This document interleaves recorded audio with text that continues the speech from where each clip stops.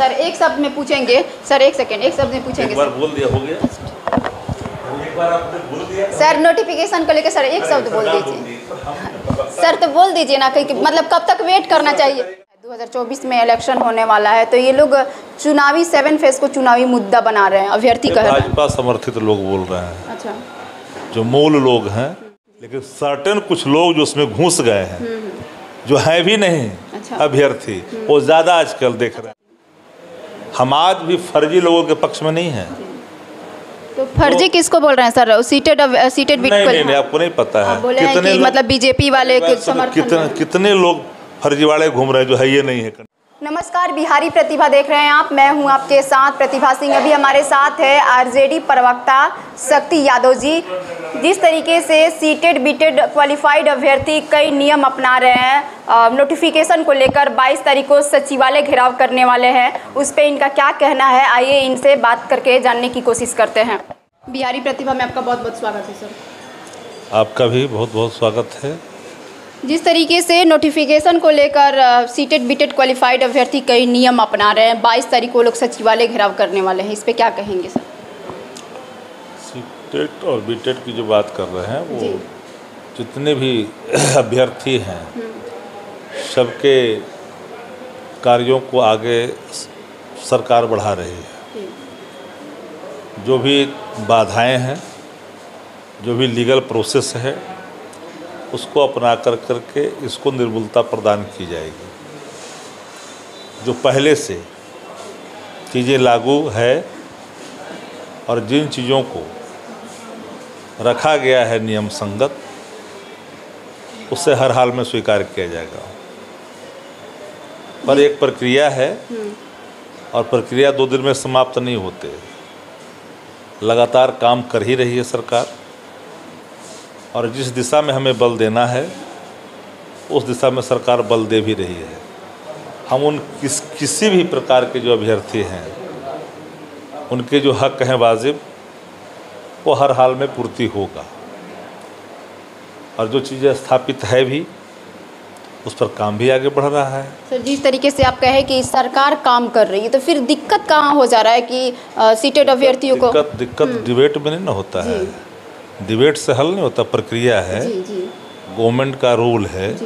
कोई ऐसे काम सरकार नहीं करेगी कि कल कोई कोर्ट में जाके मामला फंस जाए, फिर एक साल के लिए टल जाए।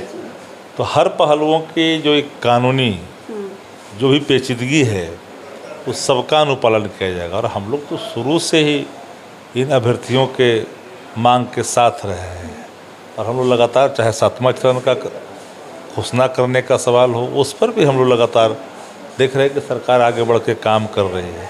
वक्त तो कुछ लगेंगे ही ना, ऐसा नहीं ना कि सबको बुलाइए, सर्टिफिकेट दिखाइए, नौकरी नहीं होता देश के अंदर में, कहीं नहीं होता। और ये पद्धति भी स्टेबल नहीं होता है। तो इन सभी चीज़ों को ध्यान में रख कर के ही काम किया जा रहा है।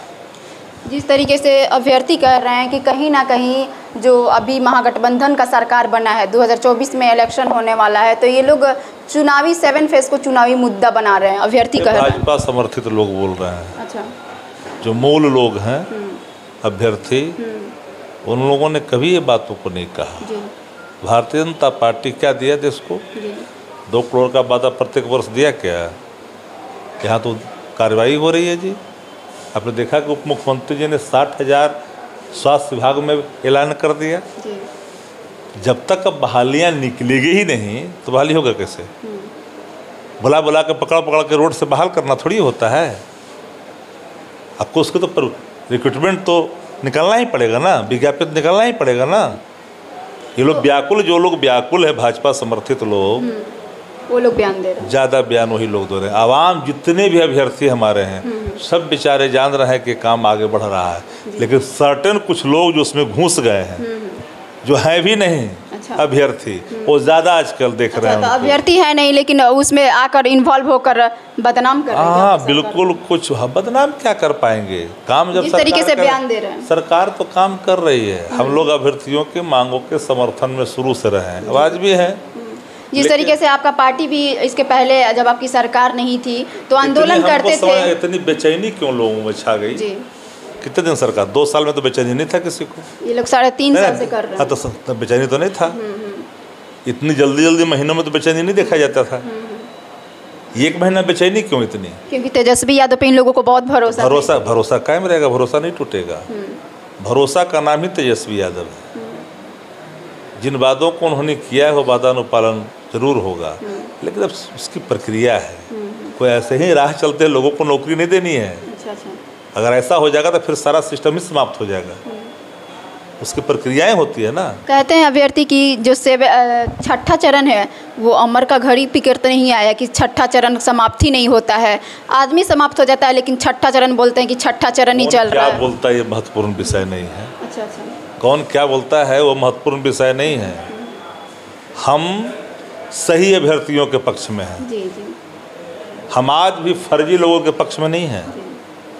तो फर्जी किसको बोल रहे हैं सर? सीटेड नहीं, आपको नहीं पता है कितने मतलब बीजेपी वाले के समर्थन कितने लोग फर्जीवाड़े घूम रहे हैं जो है ये नहीं है कैंडिडेट, सर्टिफिकेट नहीं। हाँ, जो ओरिजिनल है उन सबका, जो लोग अभ्यर्थी हैं सबका सम्मान है।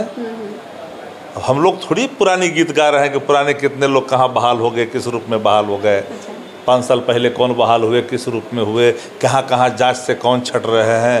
वही कारण है कि एप्पल मतलब सेब भी नहीं पढ़ने आता है विद्यालय में। हाँ, अब देख रहे हैं ना कि नहीं देख रहे हैं? उसी को भर दें ला करके, सरकार उसी को भर दे, एजुकेशन सिस्टम को भट्टा बैठा दे। कहते हैं अभ्यर्थी की 6ठा चरण के साथ 7वां चरण का प्रक्रिया नहीं चल सकती है क्या? सारे प्रक्रियाओं को चलाने की जो बाकायदा ये अलग ही चलेगी? नहीं, सब सारे प्रक्रियाओं को चलाने की जो भी बाकायद है वो उसको फुलफिल करने के बाद बाकायद चल रही है ना, वो सब काम पूरा हो जाएगा। सर एक शब्द में पूछेंगे, सर एक शब्द में पूछेंगे। एक बार बोल दिया, हो गया। एक बार आपने बोल दिया सर, नोटिफिकेशन को लेकर सर एक शब्द बोल दीजिए। सर तो बोल दीजिए ना, कि मतलब कब तक वेट करना चाहिए? अच्छा ठीक है। तो जिस तरीके से शक्ति यादव ने हमसे बात किया और नोटिफिकेशन को लेकर हम बात किए, तो वो बोले कि इस तरीके से कीजिएगा तो नो अलाउड, और ये हमसे बात नहीं किए, नोटिफिकेशन को लेकर बात किए तो चले गए। अब देखने वाली बात ये होती है कि इनका बात कितना सत्य है, तो आने वाला समय ही बताएगा।